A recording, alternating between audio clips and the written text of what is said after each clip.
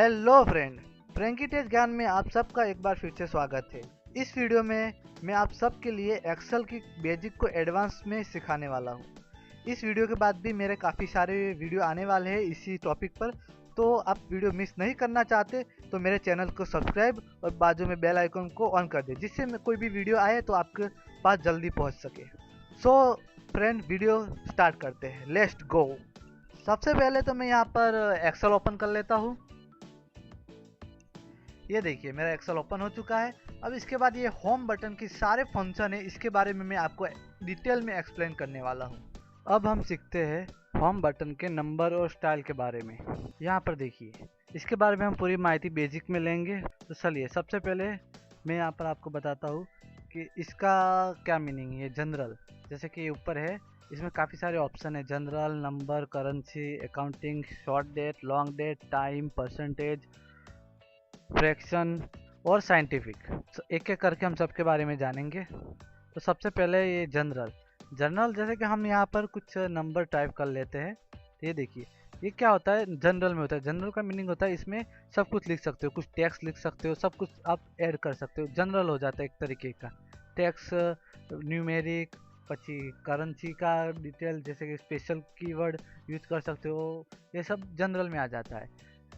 तो अब हम सीखेंगे उसके नीचे नंबर का ऑप्शन। नंबर में देखिए, हम नंबर पर क्लिक देते हैं तो ये देखिए नंबर का ऑप्शन चला गया। नंबर मतलब जैसे कि पॉइंट के 2 डेसिमल है, उसके बारे में कर सकते हैं नंबर के बारे में। अब नंबर के बाद हम आते हैं करेंसी पर। देखिए करेंसी पे क्लिक देता हो तो ये देखिए, करेंसी का मीनिंग तो आप सब जानते हो कि क्या होता है।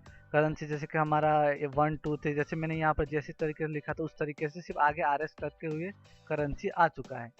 अब आगे जाते हैं, हम अकाउंटिंग में करते हैं। अकाउंटिंग में भी देखिए, अकाउंटिंग में उसी तरीके से काम करता है, बस ये जिस अकाउंट वाले के लिए होता है। जैसे कि टैली, आप कभी कभी टैली लिखते होंगे, तो उस तरीके से आपको बस इसमें उस तरीके से आपको डेसिमल शो करेगा।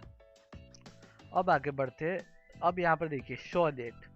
शो डेट में देखा, जैसे कि मैंने 1 2 3 4 5 लिखा है, तो ये देखो ऑटोमेटिकली उसी ने तो अपनी तरीके से 1990 डाल दिया। अगर आप चाहो तो अपने तरीके से 2000 डाल सकते हो, तो उसके बाद वो ऑटोमेटिक हिसाब से एडजस्ट कर लेगा। अब हम आगे बढ़ते हैं लॉन्ग डेट। लॉन्ग डेट में बस वही है, बस सिस्टम क्या होता है कि बीच के जो यहाँ पर वैल्यू होती है, वो जैसे कोई मंथ चलता है उस मंथ को ये बड़ा कर देता है। जनवरी, फरवरी, मार्च, अप्रैल, इस तरीके से यहाँ पर बस वही चेंज हो, बाकी सिस्टम तो वही रहेगा। और अब आगे बढ़ते हैं टाइम। देखिए हम टाइम पे क्लिक करते हैं, ये देखिए उस अपनी तरीके से इसने टाइम भी लगा दिया है। यहाँ पर परसेंटेज, ये देखिए जिस तरीके से परसेंटेज का बस यहाँ डेसिमल वही रहेगा, पीछे जो परसेंटेज का जो सिंबल है वही आ जाएगा। ये देखिए आ चुका है, परसेंटेज का वही ऑप्शन होता है। और उसके बाद हम आते हैं फ्रैक्शन। फ्रैक्शन के बारे में आप जानते ही होंगे काफ़ी।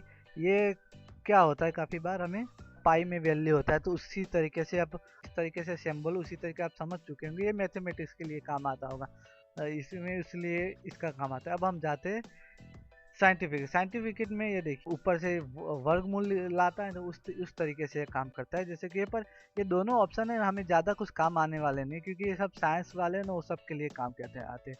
अब नीचे एक और ऑप्शन है टैक्स करके।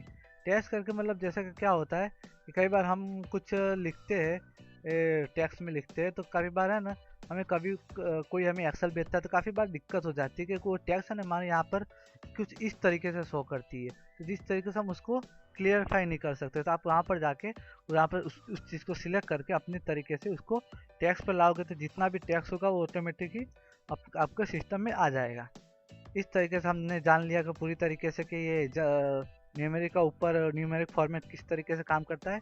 अब हम जानते हैं यहाँ पर एक और ऑप्शन है। यहाँ देखिए, ये एकदम सिंपल ही ऑप्शन है। यहाँ पर क्या होता है, कई बार आपका जो कंट्री में होते हैं उस कंट्री का आप करेंसी का सिंबल दिखाना होता है, तो उसी तरीके से यहाँ पे कई बार कई सिंबल्स आपको मेंशन किए हुए हैं। तो आपको बस क्या करना है, ये सब सिंबल आपको जो कंट्री को दिखाना है वो कंट्री को आप दिखा सकते हैं। जैसे कि मैंने रुपीस इंडिया का है, और ये इंडिया यूनाइटेड स्टेट अमेरिका का डॉलर का सिंबल, और या यूरो का सिंबल है यहाँ पर। इस तरीके जैसे चाइनीज, इस तरीके से आप यहाँ पर काम कर सकते हो। अब आगे का ऑप्शन आता है, ये देखिए परसेंटेज। ये भी काफ़ी वही सिस्टम है, जैसे काफ़ी मैंने आपका न्यूमेरिक का बताया था कि डायरेक्ट ही ये ऊपर मैंने बताया, उसका ही एक शॉर्टकट ही है परसेंटेज। इसके लिए आप शॉर्टकट भी यूज कर सकते हैं। यहाँ देखिए मैं माउस ले जाता हूँ तो यहाँ पर शॉर्टकट भी बता रहा है, कंट्रोल शिफ्ट परसेंटेज दबाओ तो काफी बार हो जाता है परसेंटेज बाजू में आ जाता है, मेरे वापस वो परसेंटेज कीबोर्ड से परसेंटेज का सिंबल दबाना नहीं पड़ता, वो डायरेक्ट ही अपने आप से ले लेता है। कॉमा स्टाइल क्या होता है, जैसे कि कई बार होता है कि हमें वैल्यू में हमें न्यूमेरिक लिखना होता है, तो कई बार होता है कि हमें जैसे कि मैंने यहाँ पर 400000 ऐसा लिखा है, तो इसमें क्या होता है कि इसमें मुझे बीच में कॉमा लगाना, तो मैं यहाँ पर क्लिक करूंगा तो देखिए ये कॉमा लग के ऑटोमेटिक ही अपनी तरीके से ये उस वैल्यू को डिस्क्राइब कर देगा। लिखा है पर इसके बाद ये पॉइंट के बाद में दो वैल्यू ज़्यादा है, तो यही तो ये सिस्टम होता है कि वो वैल्यू को ज़्यादा और कम करने के लिए काम आता है। ये इंक्रीज डेसिमल और ये आता है डिक्रीज डेसिमल। जैसे कि हमें पहले थोड़ा मैं उसका वैल्यू बढ़ाता हूँ, देखिए जैसे मैं यहाँ पर क्लिक करूंगा ऑटोमेटिक ये वैल्यू बढ़ता जाएगा। कई बार होता है कि हमें पॉइंट ज़्यादा चाहिए होता है, 0.00 चाहिए होता है, इस तरीके से आप काम कर सकते हो। अगर आपको नहीं चाहिए तो आप डिक्रीज करके उसको अपनी तरीके से वैल्यू को कम घटा सकते हो, पीछे के ज़्यादा भी कर सकते हो और घटा भी सकते हो। इस तरीके से हम नंबर का पूरा बेसिक हम सीख चुके हैं। अब हम सीखते हैं फॉर्मेटिंग स्टाइल के सारे कॉलम को हम यहाँ पर डिस्क्राइब करेंगे। तो चलिए मैंने यहाँ पर एक टेबल बना के रखा है कि इसके लिए ये पूरा कॉलम हमें हाई स्टाइल के ऊपर है, किस तरीके से आपका स्टाइल काम करता है, किस तरीके से आपका ये चीज़ काम करता है, तो ये उसी के बारे में, तो मैं आपको इसी के बारे में आपको मैं बताता रहूँगा। तो ये देखिए सबसे पहले मैं इस चीज़ को सिलेक्ट कर लेता हूँ, क्योंकि ये जो चीज़ आप सिलेक्ट करोगे उस पर ही काम करता है। तो यहाँ पर मैंने कंडीशनल फॉर्मेटिंग पर क्लिक किया, उसके बारे में हर एक टेप के बारे में हम जानेंगे। सबसे पहले आता है हाईलाइट सेल रूल्स। तो इसमें हम हाईलाइट सेल रूल्स में पहला है ग्रेटर देन का ऑप्शन है, तो आप ये जो लिखा है उसी हिसाब से काम करता है। ग्रेटर देन लिखा है तो मैं यहाँ ग्रेटर देन पे क्लिक करता हूँ, तो ये देखिए यहाँ पर मैंने लिखा है कि 30 तक बड़ी संख्या में है तो उसको हाईलाइट कर देगा, ये ग्रेटर देन कर देगा। जैसे कि मैं यहाँ पर 40 लिखता हूँ तो 40 से कितने 40 के बराबर है, तो 40 से 60 तक कितने आते हैं उसको ज़्यादा वैल्यू में आता है तो उतना उसको वो कर देता है, क्लियर कर देता है। मैं 50 लिखता हूँ, मैं 20 लिखूंगा तो 20 तक का उसको हाईलाइट कर देगा। इसी तरीके से ये भी काम करता है। अब हम आगे बढ़ते हैं उसी तरीके से। यहाँ पर देखिए लेस देन का भी ऑप्शन है। लेस देन में आप क्या होता है कि कितना आप वहां से कम संख्या है, मतलब मैंने 30 लिखा है तो 1 से 30 के अंदर अंदर आ जाते हैं। ये कब काम आता है, जबकि आप कोई मार्कशीट बनाते हो ना, तो आप किसी से सब स्टूडेंट के आपको चाहिए कि कितने स्टूडेंट के मार्क्स 30 के बिलो है या 50 बिलो है क्या 50 अबव है। इस तरीके से आप लेस देन और ग्रेटर देन का यूज करके इस हाईलाइट को आपको यूज कर सकते हो। अब आगे है बिटवीन। बिटवीन का ऑप्शन देखिए, बिटवीन है जैसे कि आप कई बार होता है, मैं स्टूडेंट का ही करता हूँ, कई बार होता है कि कई स्टूडेंट के 60 से 70 तक के नंबर है, तो आपको चाहिए कि उतने स्टूडेंट हाईलाइट करें। उसी तरीके से देखिए जैसे कि मैंने 16 से 45 मारा हुआ है, तो जितने 16 से 45 तक के बीच में जितने ही और नंबर है ऑटोमेटिक हमें हाईलाइट हो जाते हैं। यही काम होता है हाईलाइट का भी। अब आगे बढ़ते हैं हम इक्वल टू में क्या होता है, कई बार होता है कि हमें काफी नंबर सेम हो जाते हैं। यहाँ पर देखिए एक भी नंबर सेम नहीं थे, इक्वल नहीं हो रहा। मैं यहाँ पर एक नंबर सेम करता हूँ, यहाँ पर 1 ऑफ 1 वापस सेम करता हूँ, तो ये देखिए कि यहाँ पर सिर्फ 1 ऑफ 1 पूरा टेबल में सेम है। तो यहाँ देखिए मैं यहाँ पर सेम का ऑप्शन वापस ओपन करता हूँ इक्वल टू, तो यहाँ देखिए मैं सिर्फ 1 दबाऊंगा, तो ये देखिए पूरा टेबल में 1 1 कितने बार है वो सारा का सारा ये हाईलाइट कर देगा। तो यही इक्वल टू मतलब वही हाईलाइट करता है कि जो डबल इंक्रीज में होता है, डबल डेसिमल होता है, वो हमें हाईलाइट कर देगा। अब आगे बढ़ते हैं हम text to content. Text to content में क्या है कि इसमें मैंने अभी कोई टेक्स्ट नहीं लिखा, तो जैसे कि मैं यहाँ पर कुछ टेक्स्ट लिखता हूँ, जैसे कि यहाँ पर मैं कुछ टेक्स्ट को यहाँ पर लिख देता हूँ और यहाँ पर मैं इसको सिलेक्ट कर लेता हूँ और यहाँ टेक्स्ट टू कंटेंट में लगाता हूँ। और ये देखिए जैसे हमने तो ये चीज़ न्यूमेरिक में भी काम नहीं करती है, टेक्स्ट में भी काम करती है। कई बार होता है हमें टेक्स्ट भी हमें हाईलाइट करना होता है, तो ये टेक्स्ट में भी काम आता है कि आपको कौन से टेक्स्ट हाईलाइट करना है, कौन सा हाईलाइट नहीं करना, उस तरीके से आप क्लियर कर सकते हैं। देखिए मैं जे लिखता हूँ तो जे हाईलाइट होता है, एन लिखता हूँ तो एन हाईलाइट हो जाता है। इस तरीके से ये भी काम करता है। अब आगे बढ़ते हैं और डेट एक्यूरेट। ये होता है, ये काफ़ी सिंपल है। एक्यूरिंग मतलब कई बार क्या होता है कि हमने रोज ही रोज हम एक्सेल के डेटा को वो अपना एक्सेल में डेटा डालते रहते थे। क्या होता है कई बार हम याद नहीं रहता कि हमने कल क्या क्या डेटा डाला, तो ये अभी तो मेरा नहीं, क्योंकि मैंने आज ही बनाया है, तो ये सब हाईलाइट तो नहीं करेगा। तो इसमें क्या होता है कि देखिए, नेक्स्ट मंथ आपने इस डेटा में क्या डाला था। फिर जैसे कि मैं कल का एग्जांपल ले लेता हूँ कि आपने कल का कुछ डेटा डाला है। उसके बाद आप आज Excel open, today Excel open करते हो, तो आपको देखना है कि मैंने कल क्या क्या डाला है, वो हाईलाइट होना चाहिए। तो आप यहाँ पर जाके यहाँ पर क्लिक करके उसको ओके दबा सकते हो। तो क्या होता है, तो आपको जितना भी कल आपने डेटा डाला होगा वो हाईलाइट हो जाएगा, जिससे आपको पता चलेगा कल आपने कहाँ कहाँ डेटा कब कब डाला था। ये काफ़ी यूजफुल ट्रिक है। अब आगे बढ़ते हैं। लास्ट में है डुप्लीकेट वैल्यू।